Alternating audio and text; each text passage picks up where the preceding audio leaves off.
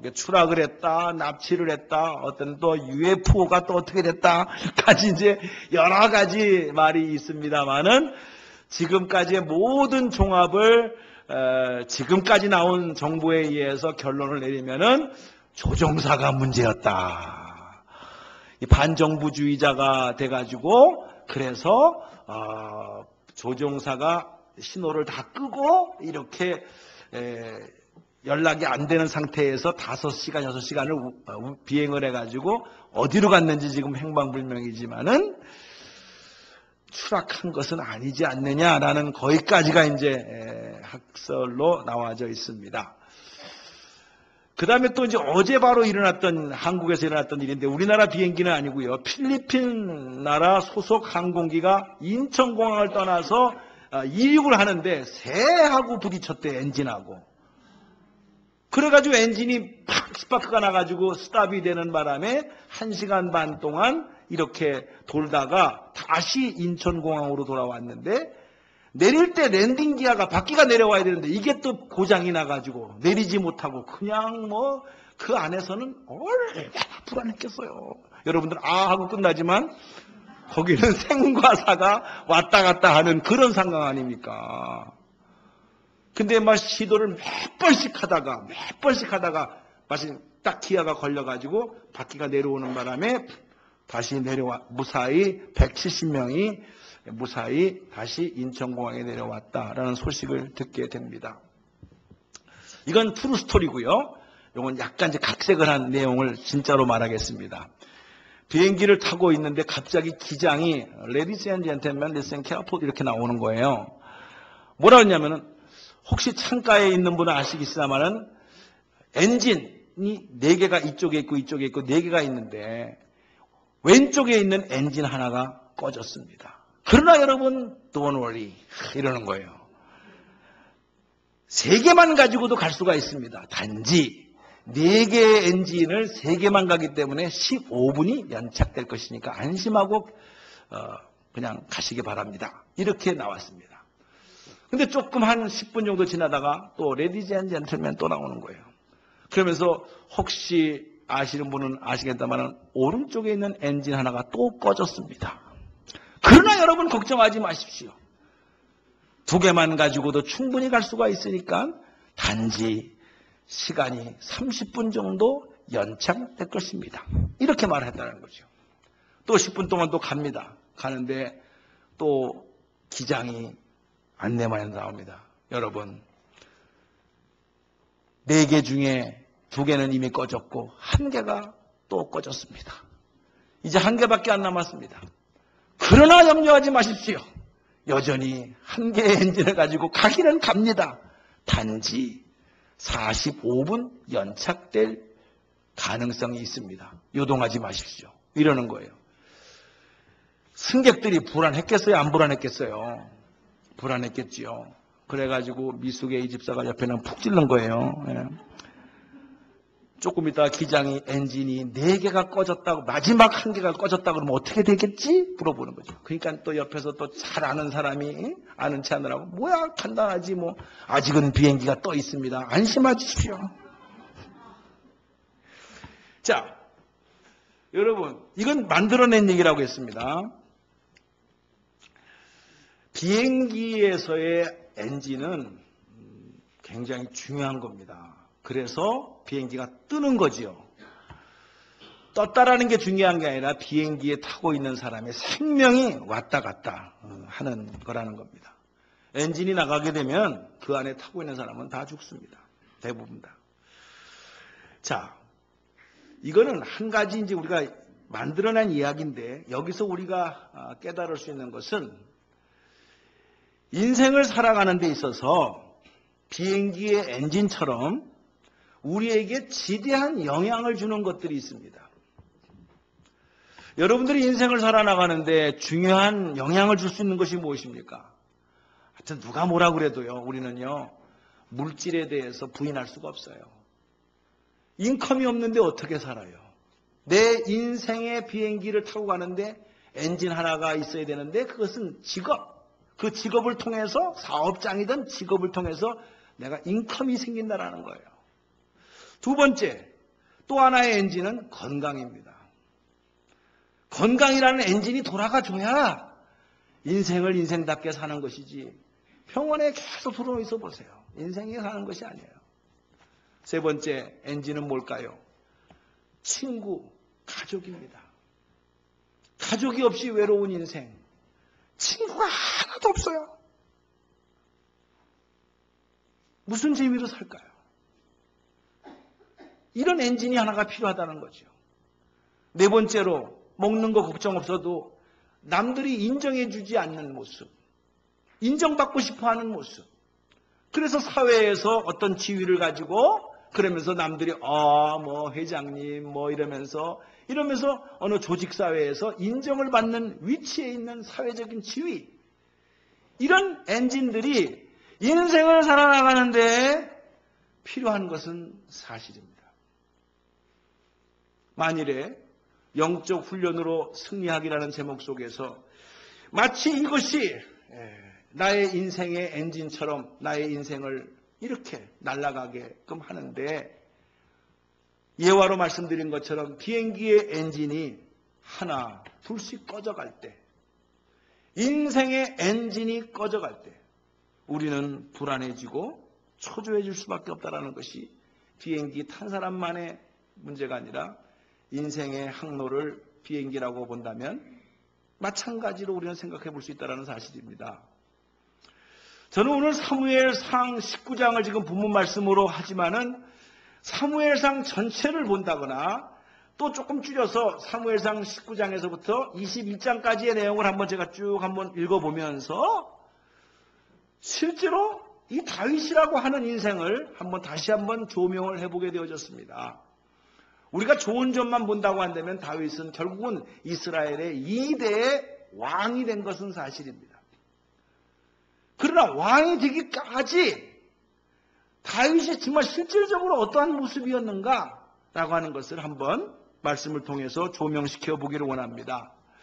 다윗, 그는 출신이 목동 출신이었지만은 시대적인 흐름을 잘 타기 때문에 어쨌든 간에 하나님께서 사무엘을 통해서 기름 부음을 받았으면서 앞으로 네가 이스라엘의 왕이 될 것이라고 하는, 되진 않았습니다. 앞으로 10몇 년이 지나야 되는 것이지만은 그러나 어쨌든 그런 예언의 기도를 받았습니다. 그 다음에 어떤 일이 있었습니까? 골리앗을 때려 눕혔습니다. 그래서 그 공로로 말미암아 첫 번째 왕인 사울왕의 총애를 받아서 왕궁으로 들어가게 됐습니다. 왕궁으로 들어갈 뿐만 아니라 군대의 장, 다시 말해서 사단장 정도, 투스타 정도의 지위를 얻게 되어졌다고 말했습니다. 또 다윗을 보게 되면 하나님이 함께 하심으로 말미암아 전쟁에 나갔다 그러면 지는 법이 없어요. 계속 승리하기만 하는 거예요. 그 공이 나날이 올라가서 어떻게 됐습니까? 백성들로부터 열렬한 인기와 환영을 받았다. 요즘 말로 말하면 튀는 사람, 뜨는 사람이었다는 얘기입니다. 그에게 좋은 지위가 있었습니다. 왕의 사위까지 됐습니다. 요나단과 같은 좋은 친구까지 있었습니다. 백성들의 친송을 받았습니다. 이거 다 합치면은요, 지금 완전히 인생의 비행기가요, 하늘에서 거침없이 잘 날아가고 있는 그런 모습을 상상할 수 있을 거예요. 근데 조금 전에 말씀드렸다시피 엔진이 하나 둘씩 꺼지기 시작합니다. 그게 제일 첫 번째 꺼진 그 엔진이 뭐냐 하게 되면은 사단장, 군대장으로 있었던 다윗이 연대장, 천부장으로 계급이 내려가져요. 그 내려가진 이유가 뭐냐? 그렇게 신임을 받았던 사울왕으로부터 시기와 질투로 인해서 드디어 다윗을 죽이려고 계급을 낮춰가지고 최전방으로 보내는 그런 장면을 성경은 말씀하고 있어요. 자, 이것을 다시 한번 설명하기 위해서 18장 5절을 보게 되면 다윗이 사울에 보내는 곳마다 가서 지혜롭게 행함으로 사울이 그로 군대의 장을 삼았다. 군대의 장을 삼았다. 거의 투스타의 계급으로서 지위가 높아진 것을 봅니다. 그러면서 이제 승리를 거두게 되니까 여러분이 잘 아시는 바와 같이 뭐라고 말합니까? 8절과 9절을 넘어가서 이스라엘의 여인들이 개선장군처럼 들어오는 다윗을 향하여 다윗이 죽인 것은 만만이요 사울이 죽인 것은 천천이다 이렇게 말을 했단 말이에요. 이러니까 이 소리를 들은 사울이 시기와 질투로 가득 차가지고 내가 가만히 다윗을 뒀다가는 저의 인기가 차고 올라가지고 나중에는 왕자리까지 넘볼 저 다윗이네. 그날 후로 다 사울이 다윗을 어떻게 했다고요? 주목하였더라. 이건 제가 죄송하면 표정을 좀 쓰겠습니다. 요렇게 쳐다봤다라는 거예요. 그걸로 끝난 것이 아닙니다. 10절에서 13절을 하게 되니까 사울이요 하나님의 영하고 같이 하고 있는 다윗을 보는 순간에 두렵기까지 했어요. 이제는 아니 저런 충성된 신하를 자기 옆에 두면 든든해야 될 다윗이 오히려 사울이 불안해하기 시작을 했다는 거예요. 악령이 들어가가지고. 그래가지고 계급을 낮춥니다. 계급을 낮춰가지고 12절부터 읽겠습니다. 시작. 여호와께서 사울을 떠나 다윗과 함께 계심으로 사울이 그를 두려워한지라. 13절. 그러므로 사울이 그를 자기 곁에 떠나게 하고 그를 천부장으로 삼음에 그가 백성 앞에서 출입했다 그랬어요. 아까 군대장에서 어떻게 되다고요? 천부장으로 떨어져 버렸어요. 자, 인생의 엔진의 하나가 꺼졌을 때 뭡니까? 저는 군대장에서 사단장에서 연대장으로 떨어졌다. 뭐 연대장도 얼마나 좋으냐 하겠지만은 지금 그걸 말하는 게 아닙니다. 잘 나가는 직장에서 갑자기 레이업 통보가 왔어요. 그리고 직장에서 예산 부족으로 사람을 잘라야 되는데 자기가 우선순위로 들어갔다 이거예요. 당신이 회사에 다닐 수 있는 기간은 앞으로 3개월밖에 남지 않았습니다. 통보가 왔어요. 여러분, 그 소식을 들은 그 사람은 그 한 사람만의 고민이 아닙니다. 내 가족은 어떻게 살아야 되는가? 하루아침에 직장을 잃어버리고 실업자가 됐을 때 그 심정은 어떻겠냐는 거예요. 인생의 엔진 하나가 꺼져버렸어요. 다윗은 그렇게 해서 지금 잘 나간 그 인생의 항로가 덜컹 하고 하나가 브레이크가 걸린 겁니다. 두 번째 어떤 브레이크가 걸렸습니까? 어떤 엔진이 나갔습니까? 두 번째 경우는 아내까지 빼앗겼어요. 세상에. 이 아내가 누구입니까? 자기 왕 사울왕의 딸이에요. 그러면 이 아내를 어떻게 얻게 된 것인지 여러분 기억나십니까? 이렇게 말을 했어요. 그 무서운 골리앗 앞에서 40일 동안 싸우지도 못하고 벌벌벌 떨고 있을 때 하도 답답하니까 사울왕이 저 골리앗을 이기는 자에게는 내 딸을 주겠다라고 선포를 했어요. 그래서 다윗이 죽였잖아요. 그러면 첫 번째 딸인 메랍을 갖다가요 아내로 줬어야 되는 거예요. 근데 사울왕이 마음이 바뀌었어요. 자기 딸 메랍을 주지 않고 다른 사람한테다가 시집을 보내버렸어요. 메랍을. 그랬는데 둘째 딸인 미갈이 다윗을 좋아한다 이런 소문을 듣게 돼가지고 에이 그래 그러면 이 양 내가 말한 거니까 그래 미갈이라도 주자. 그래가지고 결혼을 시킨 거예요. 그냥 시켰나요? 읽어보신 분 아실 거잖아요. 공짜가 어디 있어요, 공짜가. 아니, 골리앗을 죽였으면 죽는다고 약속을 했으면 끝나는 건데, 이게 목적이 그게 아니에요. 다윗을 죽이려고.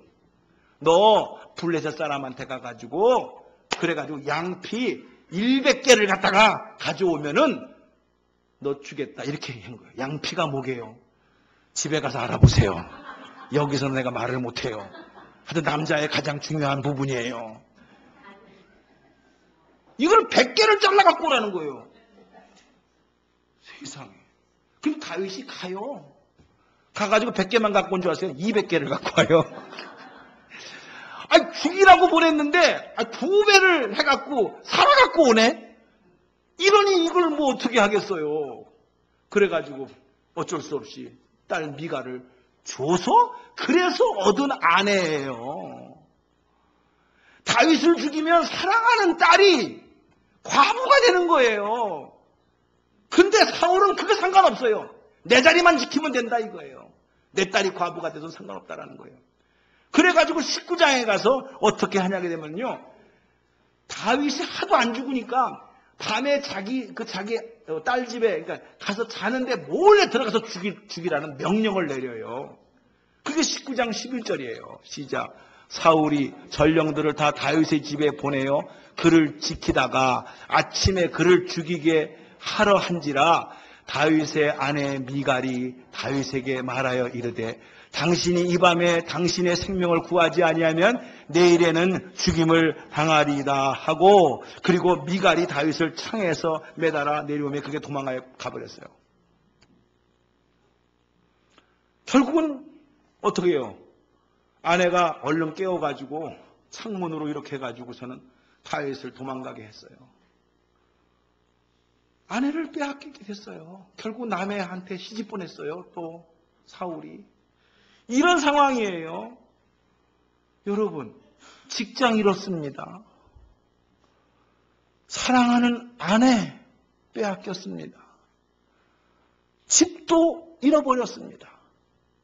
인생의 최대의 위기예요. 엔진 2개가 나갔어요. 다윗이 어디로 갔겠어요? 생각하다 못해가지고 이 답답한 상황을 얘기할 수가 없어가지고 사무엘을 찾아갑니다. 그게 19장 18절이에요. 시작. 다윗이 도피하여 라마로 가서 사무엘에게로 나아가서 사울이 자기에게 행한 일을 다 전하였고 다윗과 사무엘이 나요레스에서 가서 살았더라 그랬어요. 사랑하는 성도님들, 우리가 왜 하나님을 찾습니까? 왜 교회에 와서 눈물로서 기도를 합니까? 하나님 너무너무 억울합니다. 너무너무 답답합니다. 내가 뭘 그렇게 잘못해가지고 이렇게 미움을 당해야 됩니까? 내가 뭘 그렇게 잘못해가지고 이 사회로부터 이렇게 버림을 받아야 됩니까? 우리가 살다 보면 애매한 고난이 와요. 이해할 수 없는 어려움이 와요. 누구를 찾아가요? 다윗은 사무엘을 찾아갔어요. 오늘 저와 여러분이 교회에 와서 하나님 아버지 앞에 간구하게 될 때 떠오르는 성경 구절이 하나가 있어요. 마태복음 11장 28절에 수고하고 무거운 짐진 자들아 다 내게로 오라. 내가 너희를 쉬게 하리라. Come to me, all of it. I'll give you rest. 이 세상에 어느 누구가 이렇게 말해줄 사람이 있나요? 여러분, 친구 중에서 사업 망했다고 전화가 오면은 야, 나 바빠, 빨리 끊어 이러지. 얼마 도와줄까? 이런 사람 봤어요? 망했다는 사람 전화 받기도 싫어하는 것이 이 세상입니다. 돈 있을 때는 같이 먹고 마시고 즐기고 같이 동고동락 할 것 같지만은 저 사람 망했다. 그래서 돈 빌려달라고 전화하면 나 바빠. Come to me, all of you. 모든 사람들아. 우리 하나님은 어떠한 형편과 처지 속에 있다 할지라도 다 받아들일 수 있고 진정한 쉼을 주실 수 있는 능력의 분이심을 믿으시기 바랍니다. 그런데 성경을 읽어다 보면은 그 사무엘도 죽어요. 자, 의지했던 영적 지도자도 죽습니다. 그때 다윗은 누구를 또 찾아갔을까요? 자기 친한 친구 요나단을 찾아갑니다. 그게 사무엘상 20장 1절에 나오는 얘기입니다. 시작. 다윗이 라마 나역에서 도망하여 요나단에게 이르되 내가 무엇을 하였으며 내 죄악이 무엇이며 내 아버지 앞에서 내가 죄가 무엇이기에 그가 내 생명을 찾느냐. 요나단아, 너도 알지 않냐? 내가 뭐 그렇게 큰 죄를 졌다고 너희 아버지가 나를 갖다가 그렇게 죽이려고 하느냐. 자기를 생명처럼 사랑했던 요나단을 찾아가서 여보게 친구, 내 이 어려운 사정을 좀 들어봐 주게. 그러면서 2절과 3절에 가서 나와 사망 사이가 한 걸음밖에 없다. 이 정도로 내가 위기에 처해 있다. 3절 한번 보시겠습니까? 다윗이 또 맹세하여 이르되 내가 은혜 받은 줄로 내 아버지께서 밝히 알고 스스로 이르기를 요나단이 슬퍼할까 두려운즉 그에게 이것을 알리지 아니하라 항임이라. 그러나 진실로 여호와가 살아계신과 내 생명을 두고 맹세하노니 나의 죽음의 사이는 한 걸음뿐이니이다. 여러분, 죽음과 삶의 한 걸음뿐이다.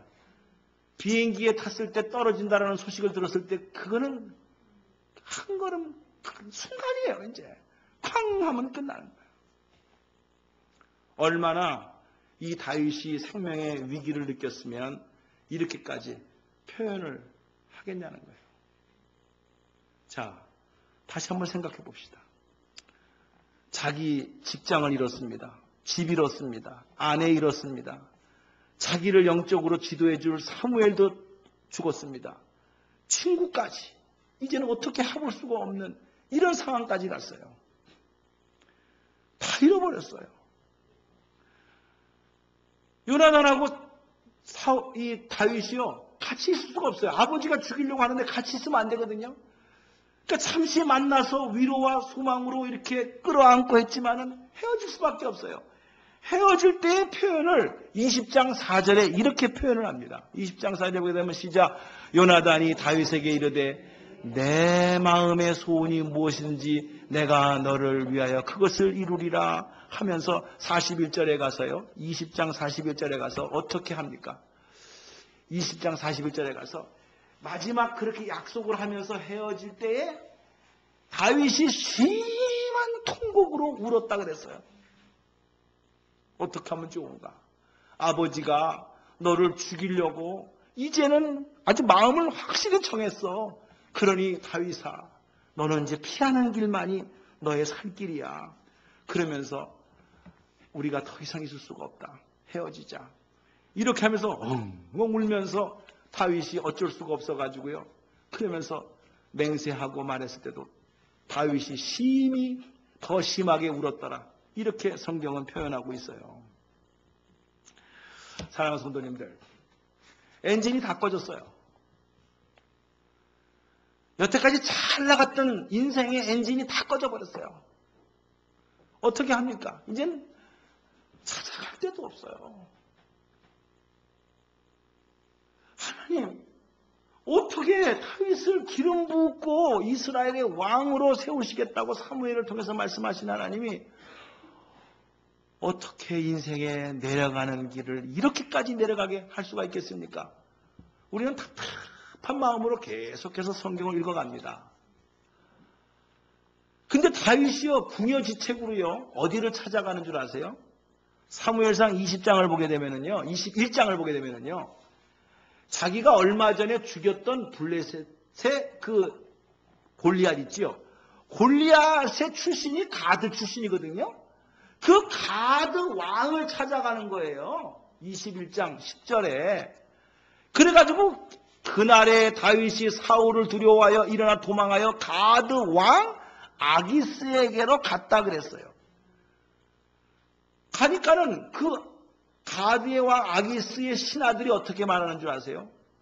아유, 왕이요, 저 사람이 누구예요? 우리 저 골리앗을 죽인 저놈 아니요, 저놈. 저놈을 왜 받아들입니까? 저놈 빨리 죽여야 됩니다. 이렇게 말하는 거예요. 시작. 아기스의 신하들이 아기스에게 말하되 이는 그 땅의 왕 다윗이 아니니까 우리가 춤추며 이 사람의 일을 노래하며 이르되 사울이 죽인 자는 천천히요 다윗은 만만히로다 하지 아니하였나이까 한지라. 빨리 죽이라는 거예요. 이게 피하러 갔다가 이제 꼼짝없이 더 죽게 생겼어요. 다윗이 어떻게 했게요? 12절과 13절에 한마디로 말해서요, 미친 척 했어요. 침을 질질 흘리면서. 시작. 그들 앞에서 그의 행동을 변하여 미친 채 하고 대문짝에 그적거리며 침을 수염에 흘렸다 그랬어요. 갑자기 초점도 눈도 없이 침을 입으러지.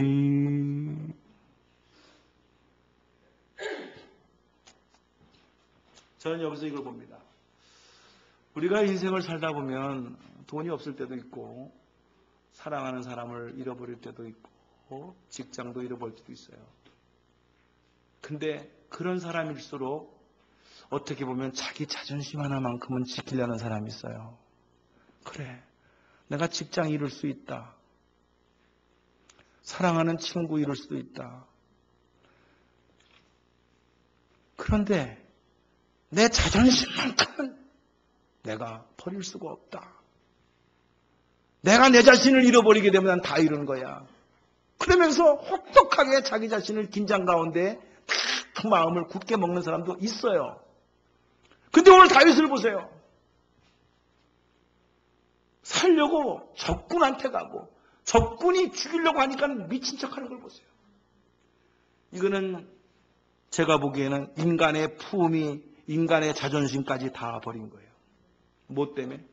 단 하나예요. 살기 위해서. 여기서 다윗을 밑바닥까지 다가는 모습. 우리는 여기서 할 말이 없어요. 우리가 다윗 참 이름 좋고 데이빗이라는 이름으로 참 성경적 비비리칼 네임으로 자식 아들 낳으면 이름 많이 있지만은 저렇게까지 된 데이빗입니다. 어느 누구가 저렇게 되기를 바라는 사람이 누가 있겠어요? 생각을 해보세요. 그러면 여기서 우리가 생각을 해야 됩니다. 아니, 왜 이렇게 다윗을 바닥까지 내리십니까? 그냥 술술술술술 풀려가면서 우리가 세상 말로 저 사람 교회 가서 예수 믿으니까 복 받았다. 저 사람 예수 믿고 나서 사업 잘 되니까 복 받았다. 이렇게 하면 안 됩니까? 왜 하나님 짓궂게 왜 이렇게까지 바닥까지 1차, 2차, 3차, 4차 이런 시기까지 아주 바닥까지 자존심까지 다 내려놓을 수 있도록 그렇게까지 몰아가십니까? 성경에는 하나님을 사랑하는 자 그 뜻대로 부르심을 입은 자들에게는 모든 것이 합력하여 선을 이룬다고 그랬고 그리고 시험 당할 쯤에는 피할 길을 내서 감당케 하신다고 하신 하나님이신데 그거 다 어디 갔습니까? 왜 다윗을 저렇게까지 내버려 두십니까? 여러분 해답이 있습니까? 왜 그랬을까요? 왜 그렇게 하나님이 하셨을까요? 우리가 이 문제를 해결하지 못하고 그저 예수 믿고 축복받는다, 잘 나간다라는 엔진이 잘 돌아가는 것만 상상한다면 우리는 다 실족합니다. 예수를 믿든 안 믿든 간에 인생의 엔진이 죽을 때까지 잘 돌아갈 때가 몇 사람이나 있겠어요, 솔직하게. 제가 확률을 말하는 것이 아니라 그런 세상이 아닙니다. 얼마나 많은 위기가 있습니까? 그죠? 근데 특별히 더 이렇게 하나님이 택한 사람이고 기름까지 부은 사람이고 잘 나갔던 사람을 죄도 없이 진짜 시기와 질투 속에서 온전히 이렇게 빠질 수밖에 없는 그 상황까지 하나님은 뭐하고 계셨습니까? 이런 통곡의 기도는 없었습니까? 이런 답답함은 없었습니까? 우리 식으로 말하면 가슴을 다 열어서 보여줄 수도 없는데 이렇게 당하면서 살아가야만 됩니까? 이럴 때 어떻게 합니까? 오늘 성경이 우리에게 뭐라고 말씀을 합니까? 이게 21장까지 이어지는 전체적인 내용이었어요. 물론 우리는 압니다. 다 회복되어져 가지고 그래서 하지만 이 사건 지금 여기까지 미친 채 하고 있는 여기까지 해도 10년 더 고생시켜요. 하나님께서 10년을 광야에서 이리 저쪽 굴에서 숨고 저쪽 굴에서 숨고 계속 도망 다녀요. 10년 동안을. 왜 그랬을까요? 여러분 이거 이해하셔야 됩니다. 만일에 여러분들이 달콤한 신혼 꿈을 꾸듯이 예수 대신 신랑 만나서 그저 백마 타고 오는 기사가 되어져서 나를 막연하게 행복하게 해주실 것이다. 이렇게 상상을 하고 신앙생활을 시작했다면 우리는 다 실족할 수밖에 없어요. 성경은 바닥까지 내려가는 저 다윗의 모습을 그대로 보여주고 있습니다. 그대로. 왜 보여주고 있을까요? 왜 보여주고 있을까요? 우리의 선입관을 버리라는 겁니다. 진짜 귀한 것이 무엇이냐라는 것을 다윗에게 알게 하시려는 거예요. 예고편이 하나 있어요. 여러분도 아시다시피 요즘 하도 이런 정보가 많이 있어서 어느 교인이 저에게도 거의 1시간짜리 테이프가 왔어요. 이 핸드폰으로. 그 모세 아론이 쓰여졌던 그 실질적인 그 시나이 반도 시내산 그쪽에 있는 실질적인 그 장면이 지금 하나둘씩 발견되고 있다. 역사적인 자료가 지금 돌고 있어요. 몇 군데서 왔어요. 또 나는 목사님한테도 보라고 또 오고. 이런 상황인데 애굽에서 알다시피 애굽에서 가나안 땅까지 그냥 직선 거리는 일주일밖에 안 걸려요. 아시죠? 근데 40년을 걸려서 가게 하신 하나님이에요. 하나님이 정신이 없었을까요? 계산을 못했을까요? 뭐하러 만나 무슨 매출하기 뭐해? 일주일이면 끝나는 거리를. 그 말은 애굽에서 가까워 가지고 나온 음식만 가지고도 걸어만 가도 가나안 땅까지 갈 수 있는 거리. 근데 돌게 해가지고 하나님이 불기둥과 구름기둥으로 인도하고 뭐하러 매출하기를 먹여주고 만나를 먹여주고 잘난 채 이렇게 해석할 수도 있다 이거예요. 근데 성경은 분명히 말했어요. 먹고 마시고 갔다 그걸 하려는 것이 아니에요. 400년 동안 노예 생활로서 근성이 붙어있는 하나님의 백성이 가나안 땅에 들어가서 그 모습 그대로 들어가게 되면 훈련받지 않고 들어가게 되면 어떻게 되겠어요? 다 잡아먹힌다 이거예요. 영적인 훈련을 시킴으로써 승리하도록 하기 위해서 훈련을 시키신 것이지 하나님이 계산이 없어서 그렇게 하신 것이 아니라고 성경은 말씀하고 있어요. 똑같은 거예요. 똑같은 거예요. 오늘 잘 보세요. 사도 바울이 잘 나갔던 사람이 고생을 합니다. 어쩌면 다윗하고 고백한 내용과 똑같은 걸 발견했어요. 죽음과 생명 사이가 한 걸음 차이다라고 다윗이 고백했는데 사도 바울은 어떻게 고백한지 아세요? 나는 이미 사형 선고를 받았다 라고까지 표현하는 구절이 있어요. 고린도후서 1장 8절입니다. 시작. 형제들아 우리가 아시아에서 당한 환난을 너희가 모르기를 원하지 아니하노니 힘에 겹도록 심한 고난을 당하여 살 소망까지 끊어지고 9절 우리는 우리 자신의 사형 선고를 받은 줄 알았으니 이는 우리로 자기를 의지하지 말고 오직 죽은 자를 다시 살리시는 하나님만 의지하게 하심이라. 인정하십니까? 이거를 사도 바울은 깨달았어요. 내가 지금 엄청난 고난과 환난 속에 있어서 사형 선고를 받은 것처럼 살아가고 있지만 이렇게 하는 것은 나를 의지하지 말고 하나님만 의지하도록 하나님께서 영적 훈련을 시키시는 것이다. 나중에 다윗이 이 진리를 깨달았습니다. 그래서 다윗도 시편 119편 71절에 그 유명한 고백을 합니다. 시작. 고난당한 것이 내게 유익이라. 이로 말미암아 내가 주의 율례를 배우게 되었나이다. 이런 황금과 같은 진짜 진주와 같은 그 말을 고백하게 합니다. 이 세상에 고난당하는 것을 환영할 사람이 누가 있으며 고난당하는 것을 즐길 사람이 누가 있겠습니까? 아무 없어요. 근데 자기한테 유익이라고 말할 정도예요. 내가 하나님만을 의지하도록 하기 위함이 아니라 다윗이 고백한 것. 내가 진짜 하나님의 뜻을 배우게 되었나이다. 사랑하는 성도님들, 우리가 살다 보면 물질 안에 집까지 날릴 수 있습니다. 뱅크랍스타 돼서. 그 다음에 친구들 잃어버립니다.